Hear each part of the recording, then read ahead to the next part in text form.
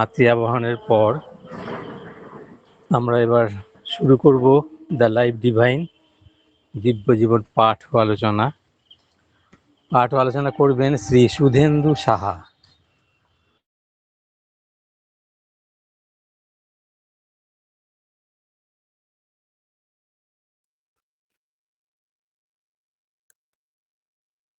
ওম শ্রী অরবিন্দ মীরা।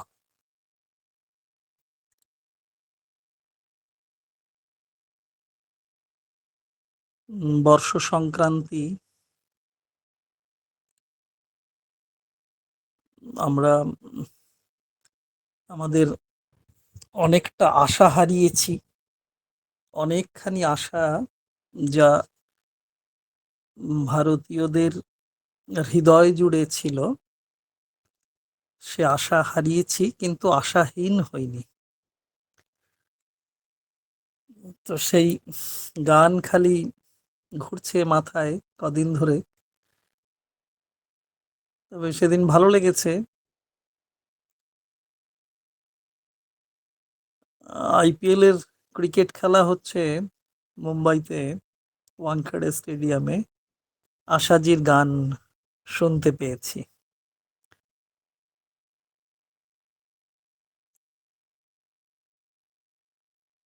সবাইকে শুভেচ্ছা, অনেকটা শুভেচ্ছা।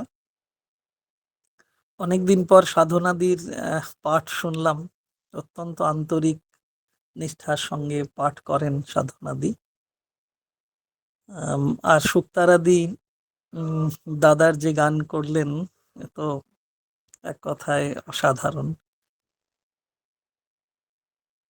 তো, দুটো সপ্তাহ বোধহয় আমাদের একটু বাদ পড়েছে। উম, সেই পড়াশোনা হয়নি। খারাপ যে লাগেনি তা নয়। কালকেও যোগ দিতে পারবো কিনা কালকে রাত্রেও ঠিক ছিল না। সকালে কল্যাণদার সঙ্গে কথা বললাম। তো যাই হোক, আম, পড়তে তো আনন্দই লাগে। বলা কি হয় জানি না, তবে পড়তে আনন্দই হয়। আমরা তো পড়ছি দ্য লাইফ ডিভাইন, সকলেই জানেন মঙ্গলবার করে এরকম পড়া হয়। অধ্যায় চলছে the super mind as a creator. আমরা শেষ যেদিন পড়েছিলাম ওই ভদ্রপুর শীতল গ্রামের জটামার এরকম গল্প করছিলাম শেষটায়। অক্ষমালা, সেসব বলছিলাম একটু আধটু। ও বিষয়ে আর যাব না, আমি নতুন পাঠেই যাব।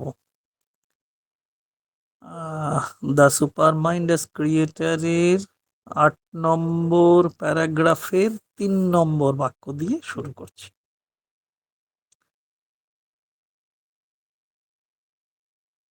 লিখছেন শ্রী অরবিন্দ।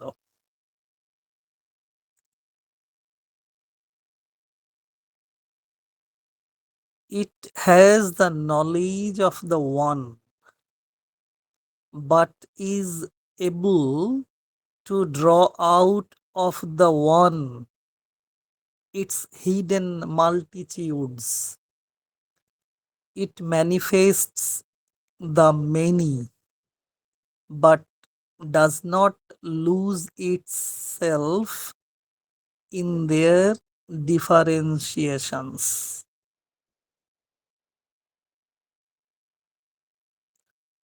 গাজনের মেলা শেষ, এখন প্রায় নেই বললেই চলে। চড়ক এখন শুধু ফেসবুক আর ইউটিউবে পুরনো ছবি প্রচার করেই চলছে। তবু আমাদের গ্রামে সেই সন্ন্যাসী হওয়া থাকে, ঝাঁপ কদিন ধরেই থাকে।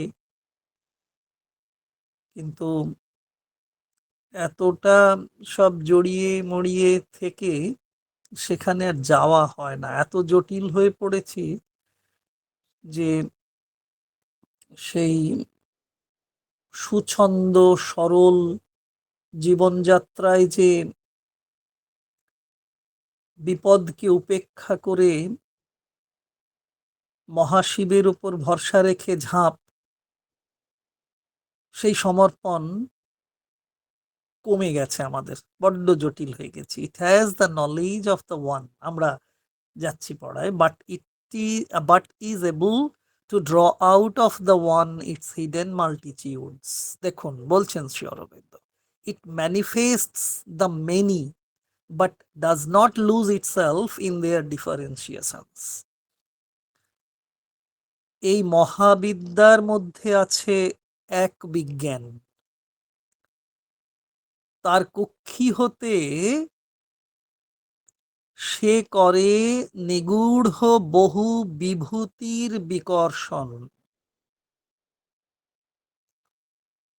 আবার বহুর নিরঙ্কুশ বিসৃষ্টিতেও আত্মহারা হয়ে হারায় না সে পরম সাম্যের অদ্বৈত রাগিনী।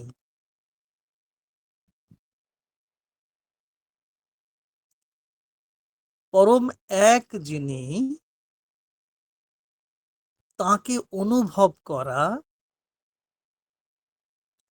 তাকে উপলব্ধি করা এবং প্রকাশ করার সাধনা চলছে। তাকে অস্বীকার করার কোনো জায়গা নেই, আমাদের অধিকারের মধ্যেও সেটা পড়ে না নিশ্চয়ই।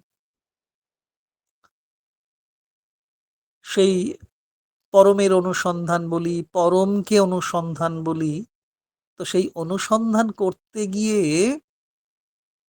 একের সন্ধান করতে গিয়ে, পরমের সন্ধান করতে গিয়ে, একমের সন্ধান করতে গিয়ে, অনুসন্ধান করতে গিয়ে বহুর সন্ধান মিলছে, খোঁজ পাচ্ছি পাচ্ছি নানা রকমের বহুতার ঠিকানা, বহুতম ঠিকানা।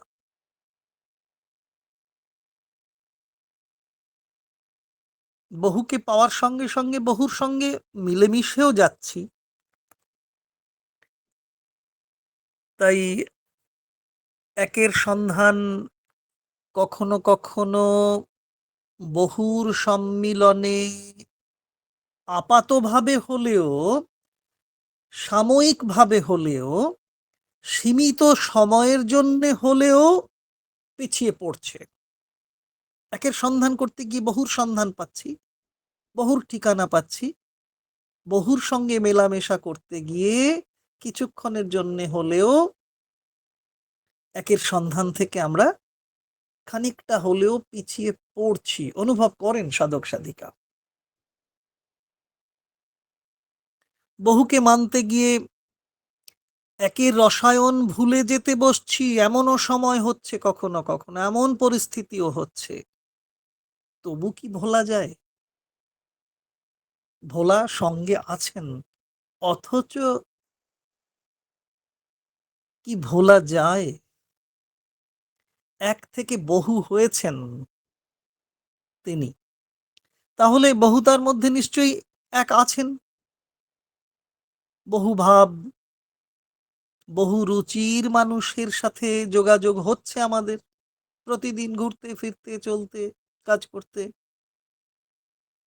দেখছি বহু রকমের মানুষ, যোগাযোগ হচ্ছে, সম্বন্ধ স্থাপিত হচ্ছে। আবার দেখতে পাচ্ছি যারা জ্ঞানী সাধক সাধিকা, তারা ভীত হচ্ছেন, সন্ত্রস্ত হচ্ছেন, পাছে পাছে পাছে বহুর সম্মিলনে একের সন্ধান থেকে বিরত হতে হয়। আসলেই তা হয় না একেবারে। বহুর সঙ্গে মিললে যদি একের সন্ধান থেকে আমি সরে যাই, সেই ভয়ে আমরা বহুর সঙ্গে মিশতে ভয় পাই, পাই তো। সবসময় কি তা হয়? বোধ হয় না, আসলেই তা হয় না। তবে তা তো জোর গলায় বুক বাজিয়ে বলা যায় না। একের সন্ধান করতে গিয়ে বহুকে প্রাধান্য দিতে হয়। কবির সুর আসছে, কবির সুরে সুর মিলিয়ে যদি বলা যায় এমন কথা, ওই যে আজ সবার রঙে রং মেলাতে হবে। মেলাতে যাই, মেলাতে গিয়ে একের কাছ থেকে কখনো কখনো মনে হয় মনোময়তার যে দুরভিসন্ধি চক্রান্ত করে চলেছে আমাদের সঙ্গে, সাধন জীবনের সঙ্গে পাল্লা দিতে গিয়ে আমরা কখনো কখনো পিছিয়ে পড়ে যাই।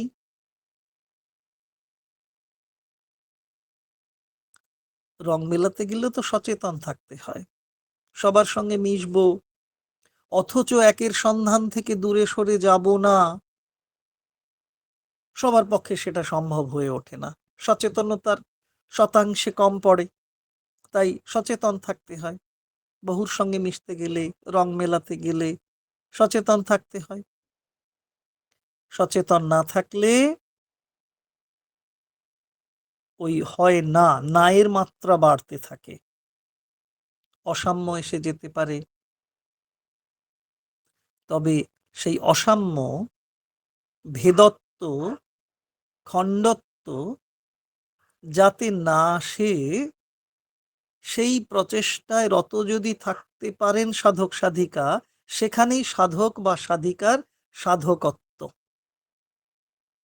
সচেতন থাকা, সকলের সাথে সংলগ্ন থেকেও মূল একের কাছ থেকে অসংলগ্নতা নয়, একেবারেই অসংলগ্নতা নয়। বাজারে তো যাই আমরা, কম বেশি সকলেই বাজারে যাই। বাজারে গিয়ে এমন অনেক পণ্য কেনা হয় যেগুলো বহুর হাত ঘুরে এসেছে। বহু হাত ঘুরে এলেও সেই পণ্যের নিজস্বতা একেবারে নষ্ট হয়ে যায় না। হৃদয়ের কাছাকাছি থেকে পরম সাম্যতার সঙ্গে অন্নপান করতে হয়।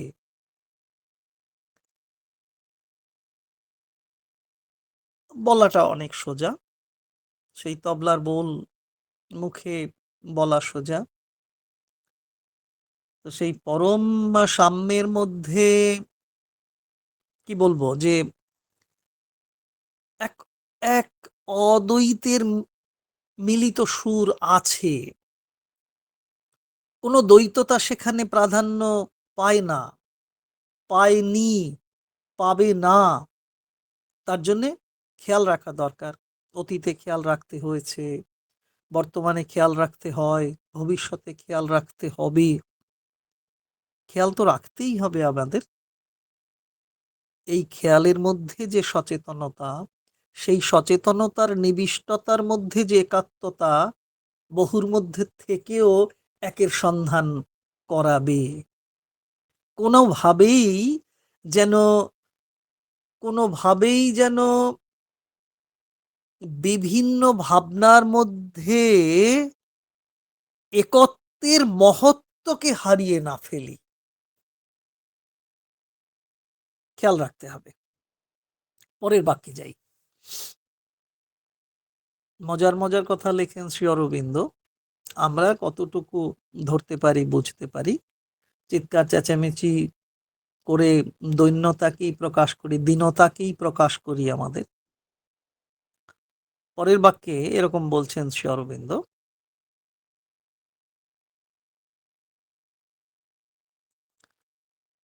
and shall we not say that its very existence points back to something beyond our supreme perception of the ineffable unity, something ineffable and mentally inconceivable, not because of its unity and indivisibility, but because of its freedom from even these formulations of our mind, something beyond both unity and multiplicity. কি যে এত বড় একটি প্রশ্ন শ্রী অরবিন্দ রাখলেন, এক জিজ্ঞাসা।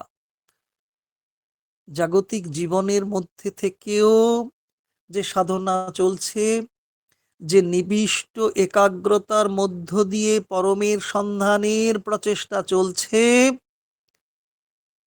এত বড় জিজ্ঞাসা তার মধ্যে রয়েছে।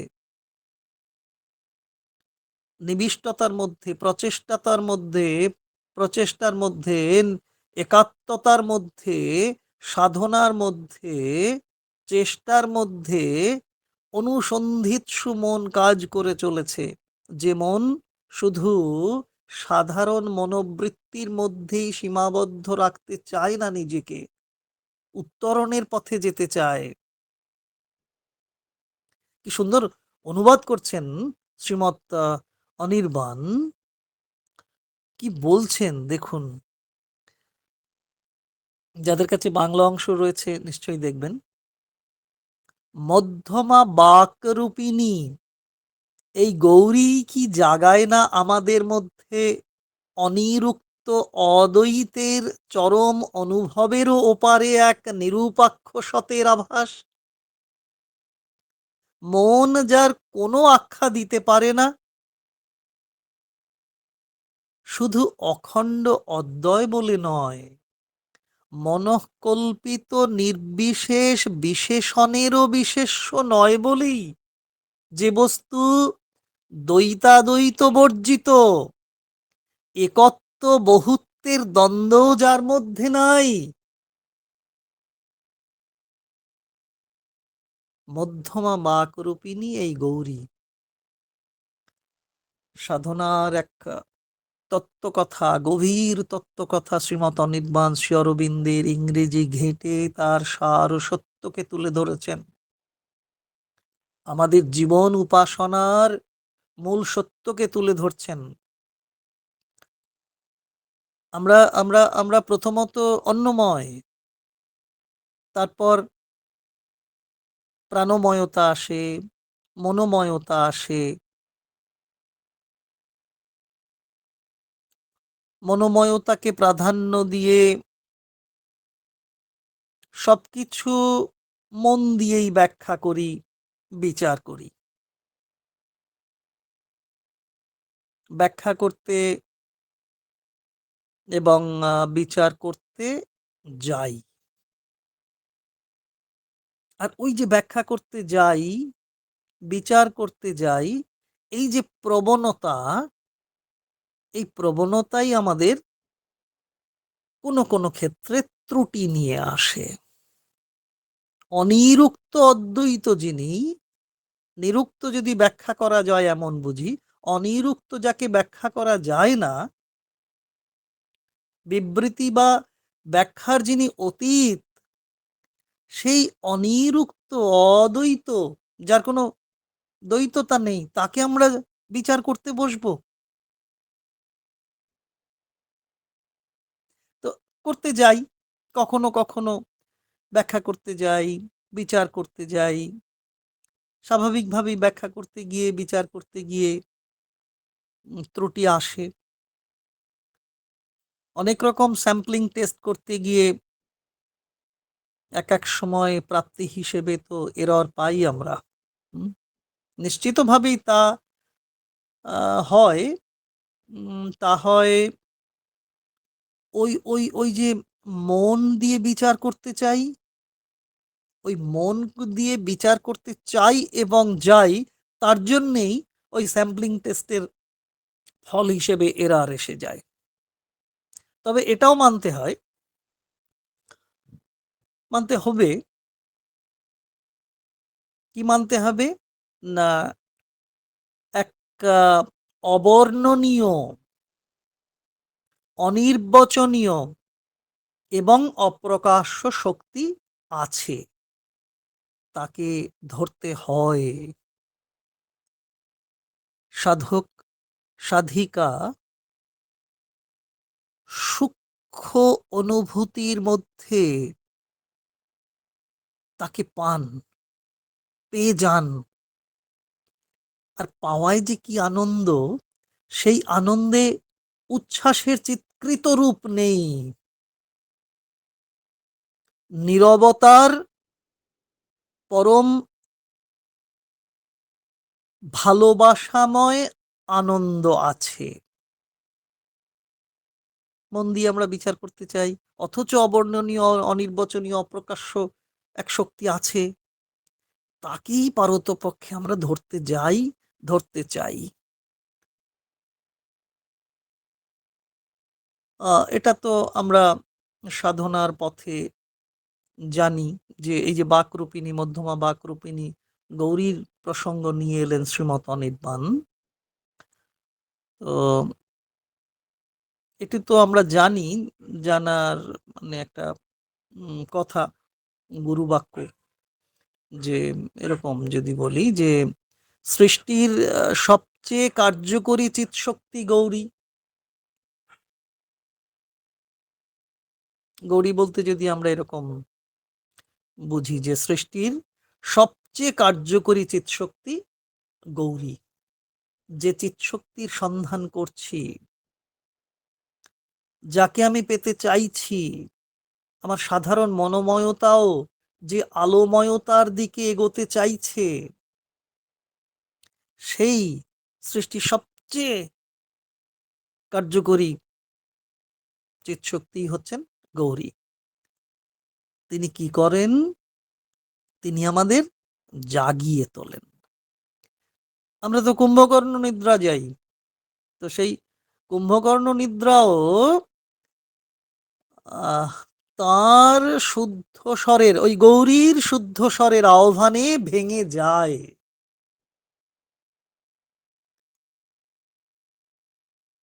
আর ঘুম যদি ভেঙে যায়, যদি জেগে উঠি, তাহলে নিশ্চয়ই আলোকে দেখতে পাই, বুঝতে পারি আলো আসছে, আলো আসে, আলো এসেছে। অথচ কি বলবো যে অথচ প্রতিদিন প্রতিটি ক্ষেত্রে আমরা সমঝোতা করে চলি। সমঝোতা, সেই শুভ দাশগুপ্তর কবিতা তো আছেই, যে প্রতিদিন সমঝোতা করি আর হেরে যাই, এরকম। তো আমরা সমঝোতার জায়গায় যাই, বর্তমান পরিস্থিতি অনুযায়ী সমঝোতা করতে হয়, সমঝোতা করে চলি। এর সঙ্গে ওর, ওর সঙ্গে এর ক্ল্যাশ লাগে, লাগতে পারে বলে পিছিয়ে যাই। তাই প্রতিদিন কত রকমের সমঝোতা করে চলি আমরা, বুঝতে পারি, বুঝতে পারি, পারা যায়, সমঝোতা করে চলতে হচ্ছে আমাদের প্রতিদিন, প্রতি মুহূর্তে। প্রতিটি মানুষ সেটা বুঝতে পারেন। তবে খেয়াল রাখতে হবে, দেখার দরকার আছে যে আন্তরিকতা আর দায়সারা কাজ করার মধ্যে পার্থক্যগুলো গুলিয়ে ফেলছে কিনা।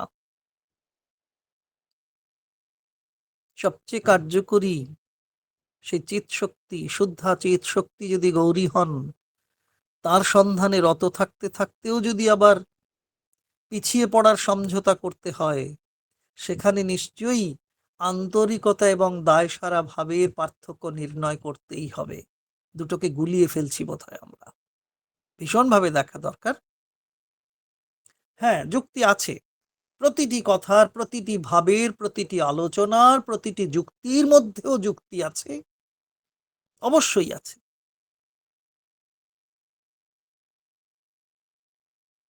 তার মধ্যে গেলেই তর্ক, বিতর্ক, বিচ্ছেদের আশঙ্কা থাকে বেশি। তাই এর চেয়ে অনেক ভালো, গুরুদেব, আগামীকাল আমরা জন্মদিন পালন করব গুরুদেব রবীন্দ্রনাথের। তার কথাই ঋণ ঋণ নিয়ে বোধহয় বলতে হয়, এর চেয়ে অনেক ভালো চুপ করে থাকা। তবে গড়তে গেলে, যদি গড়তে চাই, গড়তে গেলে বিশ্বের প্রাণরূপিণী শুদ্ধা চেত শক্তির বাণীও যে শুনতে হবে, তার জন্য অন্তঃকরণের প্রস্তুতি দরকার, মন যা আখ্যায়িত করতে পারে না তাকেও তো ধরার চেষ্টা থাকবে। থাকেও সাধক সাধিকার, নিবিষ্ট চিত্তের সাধক সাধিকা তার চেষ্টায় রত থাকেন। কি মন যা ব্যাখ্যা করতে পারে না, আখ্যা দিতে পারে না, সেই প্রাণরূপিণী শুদ্ধা চিৎশক্তির বাণী শোনবার জন্যেও সাধক সাধিকা প্রচেষ্টায় রত থাকেন।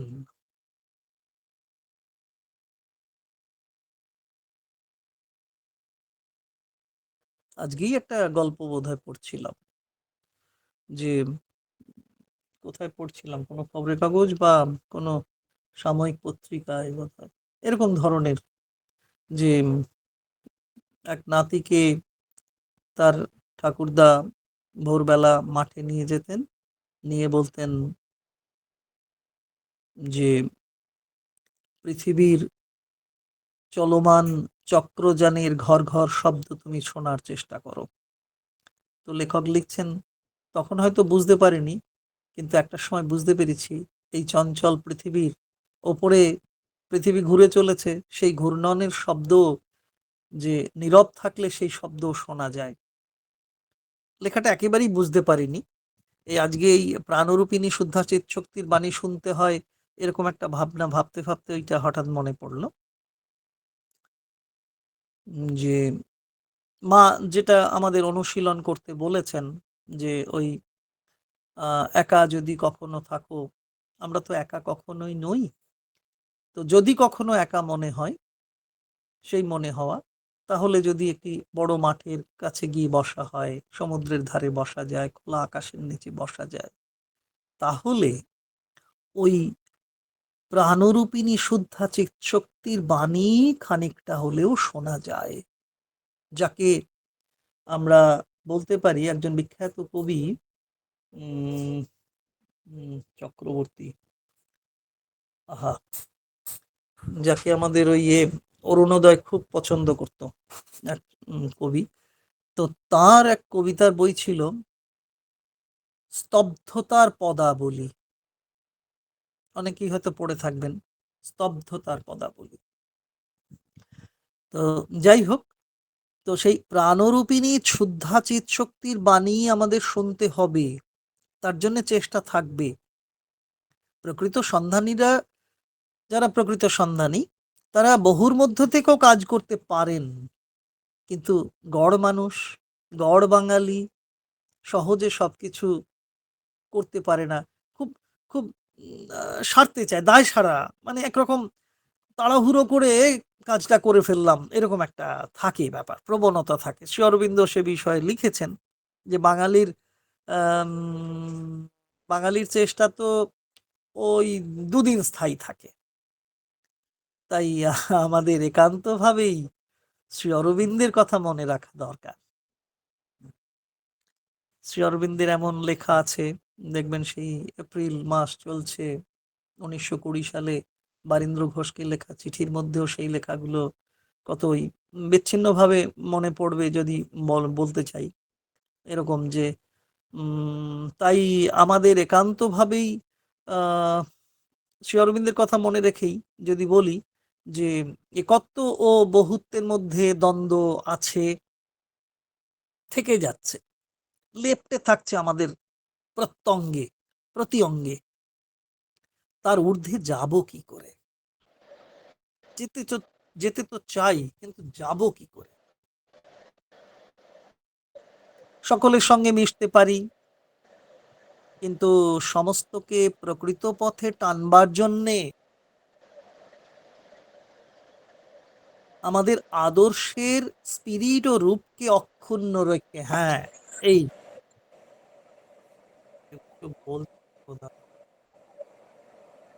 মাইক্রোফোন অন আছে,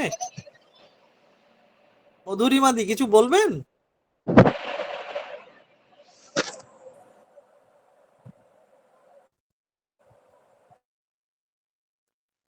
4 তারিখ দেখা হয়েছিল।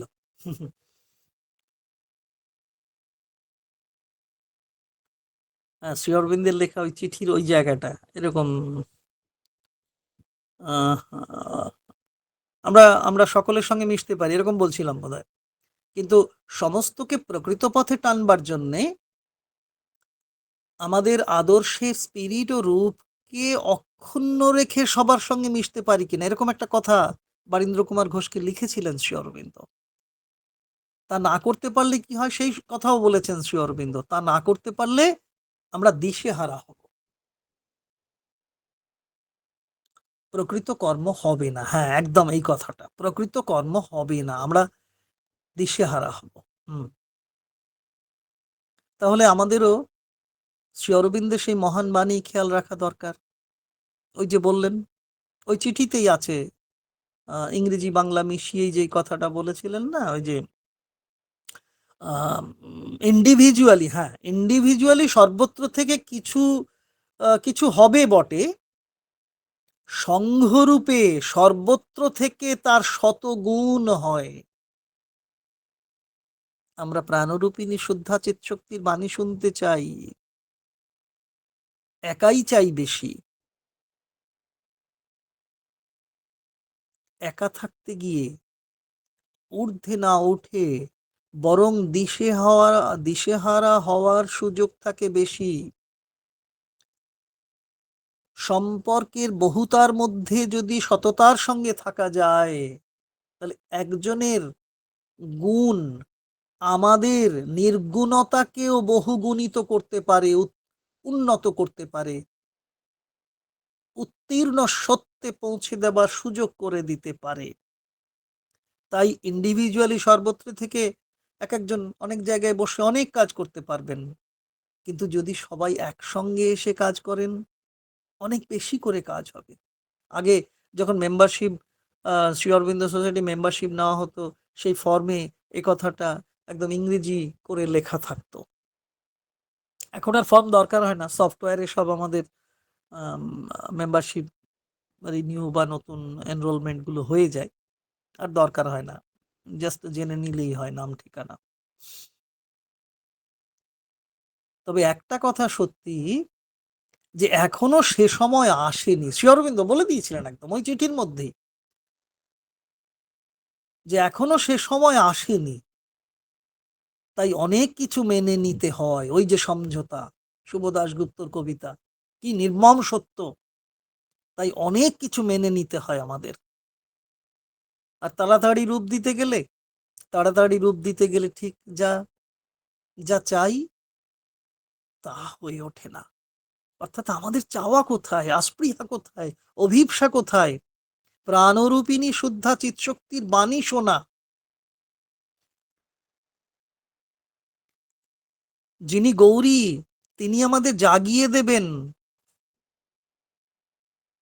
জাগানোর জন্যে তিনি তো সবসময় রয়েছেন। আমি জাগবো কিনা সেই প্রস্তুতিটা নিদ্রা যাওয়ার আগে আমরা সেই প্রস্তুতিটা নিই কিনা। নিদ্রার যেমন নিদ্রার পূর্বে প্রস্তুতি নিতে হয়, নিদ্রা থেকে জাগরণের জন্যেও সেই প্রস্তুতি নিতে হয়। আমাদের সহজ সূত্র মায়ের কাছে জানালেই হয়। এত সহজ সোজা সূত্র রয়েছে, তাও যদি আমরা মানতে না পারি, ওই তাড়াতাড়ি রূপ দিতে যাই, অনেক সময় হয়ে ওঠে না। তা ওই বারীন্দ্র কুমার ঘোষকে লেখা সেই বিখ্যাত চিঠিতেই যে কথাগুলো স্পষ্ট করে বলা রয়েছে, আমরা দেখছি সেগুলো। তা যে কথা বলি, তো এত কথা বলি, যত কথাই বলি না কেন, একটা তো সত্য, প্রার্থনা রাখতেই হবে। আর প্রার্থনা যদি ঠিকঠাক করা যায়, তাতে সাড়া পাওয়া যাবে। তাহলে প্রার্থনা হবে নির্মল আনন্দের অভিপ্সা নিয়ে, একান্ত চিত্তে আমরা প্রার্থনা জানাবো, তাতে যে সাড়া পাবো, তাই তো প্রাণরূপী শুদ্ধা চিৎশক্তির বাণী।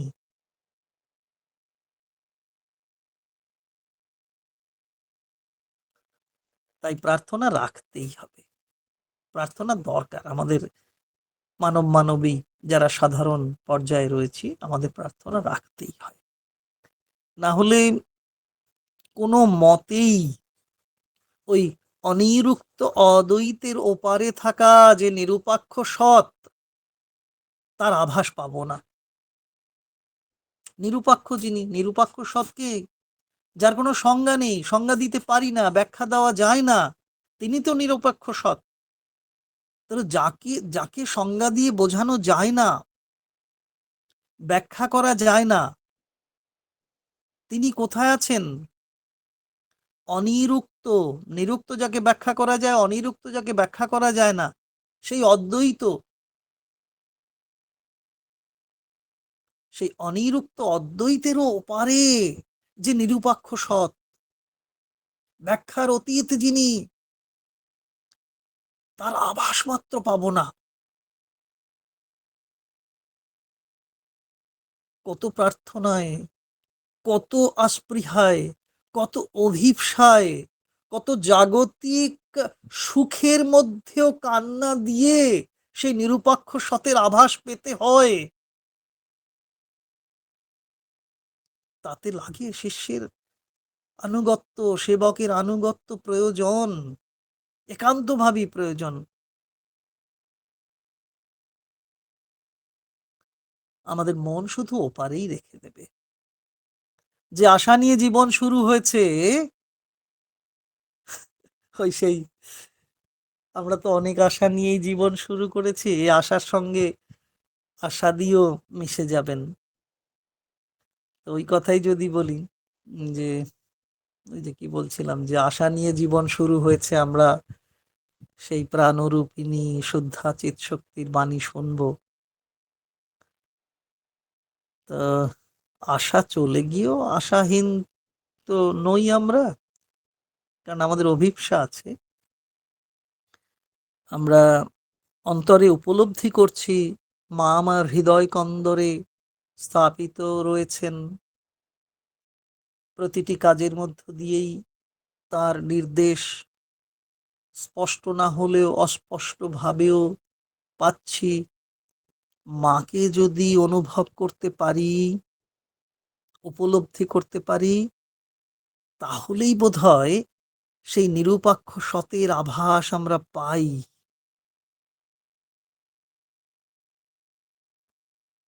মা আছেন আর আমি আছি, শুক্তারাদি মাঝে মধ্যেই গান করতেন আগে, এখন অনেকদিন শুনিনি। ভাবনা কি আছে আমার, তো ওইখানে নিরুপক্ষ সতের আভাস পাবো কিনা, পাই কিনা, প্রত্যেকেই সেটা অনুভব করেন, প্রত্যেকেই সেটা অনুভব করেন, হয়তো প্রকাশ করতে পারেন না, কারণ অনুভবটা উপলব্ধি হয়ে ওঠে না সব সময়, তাই প্রকাশের জায়গা থেকে আমরা পিছিয়ে থাকি।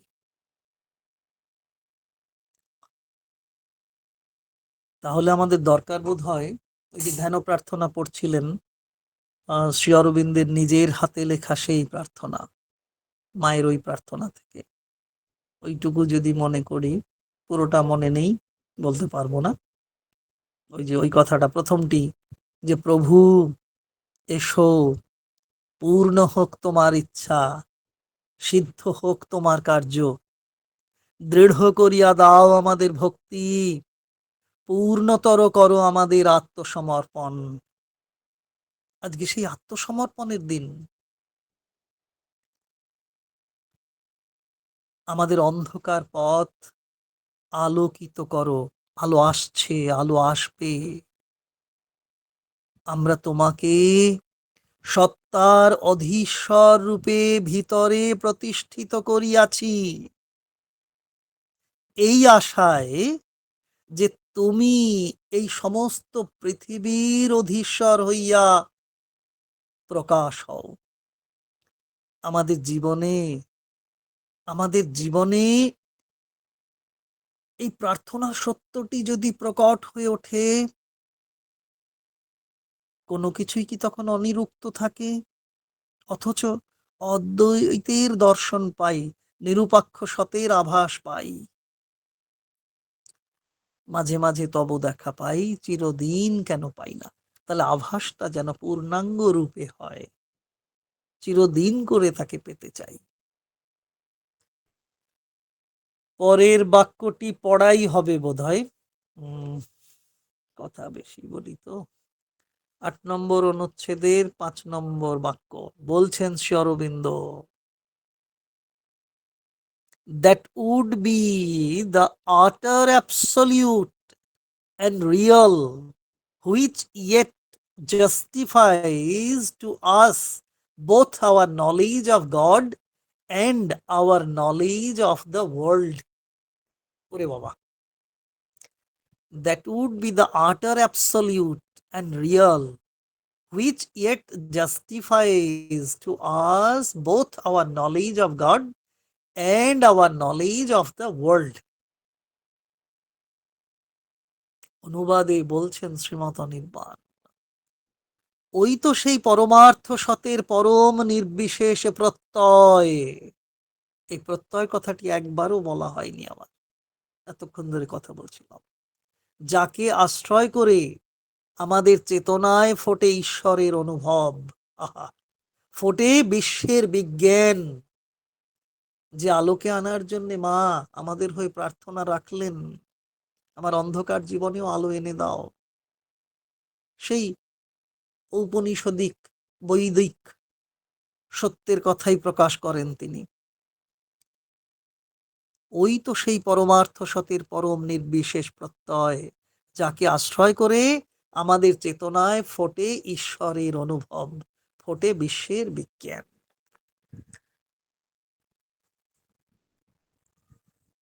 তা তিনি আমাদের মধ্যে আছেন, তাকে কেন্দ্র করেই আমাদের জীবন যাত্রা, জীবন সংগ্রাম, জীবন চর্চা, জীবন সাধনা। তাহলে তিনি কোথায় আছেন? তিনি কেন্দ্রীয় নেতৃত্বের জায়গায় অবস্থান করছেন। আর আর কি করছেন? আমাদের পরিচালিত করছেন। তিনি ঈশ্বরীয় জ্ঞান, তিনি বিশ্ববিজ্ঞান। আবার সেই জ্ঞান ও বিজ্ঞান তার সহায়তা ছাড়া যথাযথভাবে ফুটে ওঠে না। ফুটে না উঠলে কি হয়? অপূর্ণ থেকে যায়। তাই তিনি প্রতিদিন আমাদের আলোর দিকে এগিয়ে দেন। আমাদের পক্ষ থেকে কি দরকার? প্রার্থনার ভাব যদি থাকে, আমাদের পক্ষ থেকে প্রার্থনার ভাব থাকলে তার পরম ক্রিয়া কুশলতা স্পষ্টভাবে অনুভব করা যায়, উপলব্ধি করা যায়। এ জীবনে যা যা করণীয় তাকে মূর্ত করে তুলতেই হবে, আমাদের চেষ্টা করতে হবে, আন্তরিক প্রচেষ্টা রাখতে হবে। প্রতিটি কাজের প্রতি আরো বেশি মনোযোগ দেওয়া দরকার আছে আমাদের। মা বলে দিয়েছেন না, আন্তরিকতার সঙ্গে, এরকম কথাটা যে আন্তরিকতার সঙ্গে একাগ্র হয়ে কোনো কাজ করলে খুব কম সময়ে বেশি ফল পাওয়া যায়। আবার দ্য আওয়ার অফ গডে শ্রী অরবিন্দ বলছেন, ওই ওই ওই আন্তরিক একাগ্রতায় শ্রী ভগবান আমাদের সাথে এক হয়ে যান। তার সাথে এক হয়ে কাজ করলে ঘাম ঝরবে, ধুলা মন্দির রবীন্দ্রনাথ, তবে আনন্দ থাকবে বেশি। সবাই সমানভাবে কাজ করতে পারেন না, যার যতটুকু ক্ষেত্র এবং সামর্থ্য তা করতে পারলে তো হয়, হয় না? যতদূর সামর্থ্য হয় ততটুকু করতে হবে, সেই সামর্থ্যটুকুকে অবহেলা করা যাবে না। তাহলে আর আমাদের চেতনায় ঈশ্বরের অনুভব কেমন করে ফুটবে? মা বলছেন না, ওই যে ওই কথাটা, মেম্বারশিপ নিতে গেলে আমরা মেম্বারশিপ পাওয়ার পর একটা কার্ড যেখানে পাই, প্রতিদিন 1 ঘন্টা নিঃস্বার্থ এবং নিঃশর্তভাবে কাজ করা, আর সেটা দিব্যের জন্য কাজ করা, কেন্দ্র শাখার জন্য কাজ করা, সেরকমই বলেছেন মা। কিছুটা সময় শ্রী অরবিন্দের রচনা পাঠ করা, আমরা শ্রী অরবিন্দ এবং মায়ের রচনা পাঠ করতে পারি দিনে অন্তত 2 বার। একাগ্রতা কঠিন কাজ, 3টেই বড্ড কঠিন। এসব কথার কথা নয়, একেবারেই বেদবাক্য। শ্রী অরবিন্দের সমগ্র রচনা পাঠ করা খুব কঠিন, এ কথাও খুব সত্য। তাহলে বৈদিক ঋষি বাক্যের মতো করেই মা বলে দিচ্ছেন, সমগ্র রচনা পাঠ করতে যদি শক্তি সামর্থ্য না থাকে, তো যতটুকু পাঠ করতে শক্তিমান হও ততটুকুই পড়ো। এইখানে ও বাবা, সময় পার করে ফেলেছি। ইয়াস্ক ঋষির সঙ্গে এটা কথা মিলে যাচ্ছে না? আমি একটু বলে থামছি। প্রসঙ্গ এসেছে, ওই এস দালালের কথাই মনে পড়লো, যে শ্রী অরবিন্দ আশ্রমের শতায়ু সাধক এস দালালের প্রচেষ্টায় আমরা সেই ইয়াস্ক ঋষির কথার সঙ্গেই যেন মা শ্রী অরবিন্দের কথার মিল পেয়ে যাই। তিনি শ্রী অরবিন্দ রচনার মূল অংশগুলো কি সুন্দরভাবে সংকলিত করেছেন না? দেখুন, শ্রী অরবিন্দ রচনা পুরোপুরি না পড়লেও ওই সংকলিত রচনা পড়েই আমরা মূল সত্যকে অনুধাবন করার একটা জায়গায় পৌঁছতে পারি। সেগুলো একটু দেখে নেওয়া যেতে পারে। সমগ্র অংশ পাঠ করা সম্ভব হবে না, হতে পারেও নাও হতে পারে, কিন্তু মূল অংশগুলো তো দেখে নিতে পারা যায়। যারা নলিনীদার লেখা আছে, নীরদ বরণের লেখা আছে, যুগল কিশোর মুখোপাধ্যায়ের লেখা আছে, এমনকি এমপি পণ্ডিত, দেশপান্ডিজি, এদের রচনা তো আছেই। আর আছে আমাদের অল ইন্ডিয়া ম্যাগাজিন, অখিল ভারত পত্রিকা, বা আমাদের সোসাইটি থেকে প্রকাশিত বিভিন্ন ছোট ছোট পুস্তিকা, সেগুলো পড়ে নেওয়া যেতে পারে। আর কি বলি, অনেকটা সময় হয়ে গেছে। সবাই ভালো থাকুন। নববর্ষে যেন সত্যিই আমরা নব আনন্দে জেগে উঠতে পারি। জয় হোক খুব মা, ভালো, খুব জয় ভালো। হোক শ্রী অরবিন্দের। নমস্কার। সুজন্ত দাকে অগ্রিম শুভ নববর্ষের শুভেচ্ছা জানালাম। খুব ভালো দাদা, লাগলো আজকে পাঠ। আপনিও শুভেচ্ছা রইল, আপনার প্রতিও শুভেচ্ছা রইল। ভালো থাকুন। কল্যাণদা শুভেচ্ছা হ্যাঁ, জানবেন শুভ নববর্ষে। খুব ভালো আপনি লাগলো আমাদের আজকের শুভেচ্ছা অনুষ্ঠান। নেবেন। সকলের তরফ থেকে আপনাকে আমাদের শুভেচ্ছা জানাই। ভালো থাকবেন। 100 বার জয় মা, জয় শ্রী অরবিন্দ। গত 2 সপ্তাহ আশা নিয়ে কাটিয়ে আমাদের অভিপ্সার ফল পেলাম আমরা এই চৈত্র সংক্রান্তিতে। আরেকটি বেদ, দ্য লাইফ ডিভাইনের সঙ্গে খানিকটা সময় কাটানোর জন্য। হ্যাঁ, সুধেন্দু আর কথাগুলো যেন বেদ বাক্য। ঠিক, বেদ নিয়ে তো আলোচনা করলেন, বেদ বাক্য তো হবেই।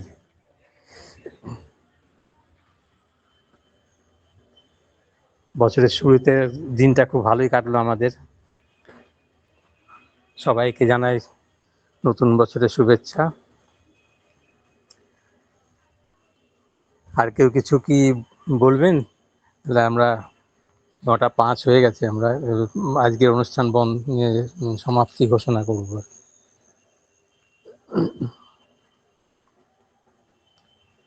মা শ্রী অরবিন্দকে আবার প্রণাম জানাই এবং অজস্র কৃতজ্ঞতা সহ যে আজকের অনুষ্ঠানে সুন্দরভাবে আমরা শুরু করতে পেরেছি এবং শুনতে পেরেছি। আর প্রত্যেককে শুভেচ্ছা জানিয়ে আজকের অনুষ্ঠান আমরা এখানে শেষ করছি। শুভরাত্রি।